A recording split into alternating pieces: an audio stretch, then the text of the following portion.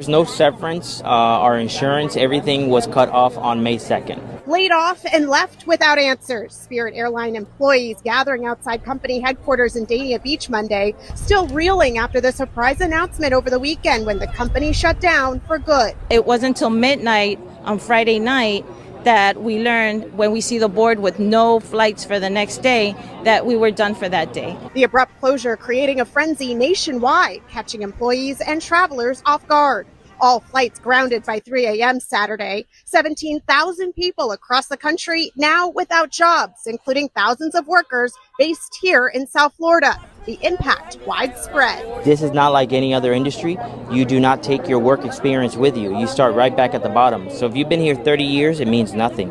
Myself, 10 and a half years, means nothing. You start right back at the bottom with the lowest pay, lowest seniority. This is the layoff notice Spirit sent to all staff Saturday, stating the company will be permanently closing all of its operational locations. The ultra low-cost carrier collapsing amid rising jet fuel prices, intense competition, and debt. The company filing for bankruptcy twice in as many years. There's a lot of people that are going to struggle, and there's no way around that. There's just not enough jobs in this industry for the type of work that we do. So what's going on, family? So Spirit Airline layoffs are pushing Americans toward emergency preparedness. That's right, family. So people have been laid off from Spirit Airlines. Boom, just like that, in an instant, everything is over with. Based on what we know is that these people don't have any type of severance packages or pensions or anything like that to cover them in such an economic tornado. As what we know right now, everybody here is going through it here in America. You know, from the cost of living to housing. It's been relatively rough, right? And these are some good people, man. I mean, you know, just your everyday people. They just, you know, do their job. You know what I'm saying? They go to work, they show up to the airport, you know, do their job, and you know, they just like everybody else. But now, you know, they don't have any more work. You know, so how are they, you know, supposed to get by in between getting laid off and then finding the next job? Because what we all know right now, it's very tough in order to get a job. You know what I'm saying? So, you know, these people are in a very tough spot. So this is, you know, seeing things like this should be more of a way to push your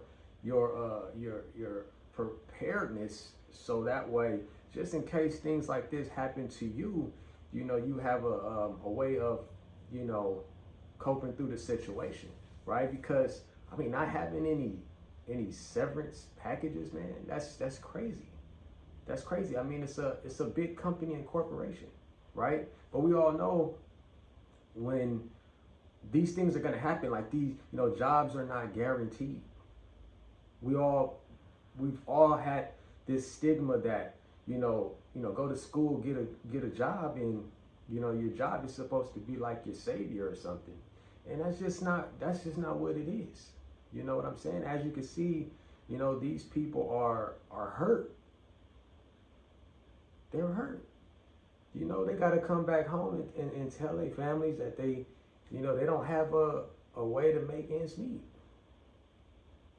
And it's just a lot of things. I know some of you guys are probably saying, well, you know, they could just go and, you know, get some gig work really quick, you know, so that way, you know, they can, you know, make some money in between, you know. But, you know, my response to someone that says that is like, gig work is a way of part-time accumulation of money.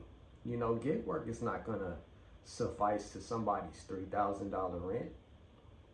You can't even really hold on to $100 a day here in America. $100 a day. People spend between $50 to $100 a day on average. That's right. So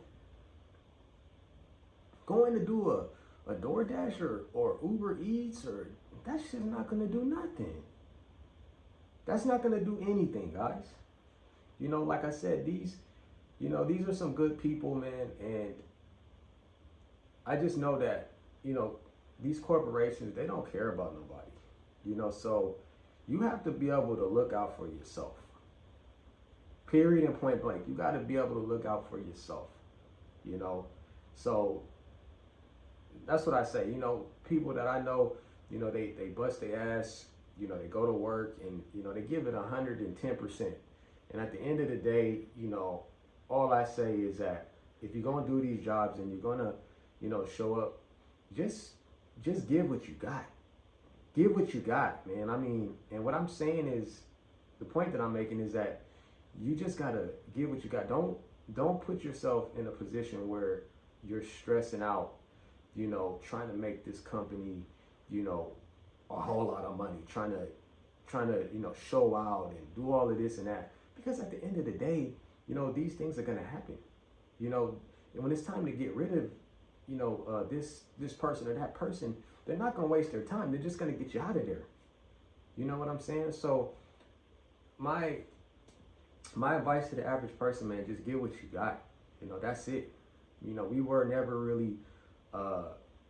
really here to serve anybody's company and corporation. We weren't created to serve anybody's companies and corporations. We're human beings,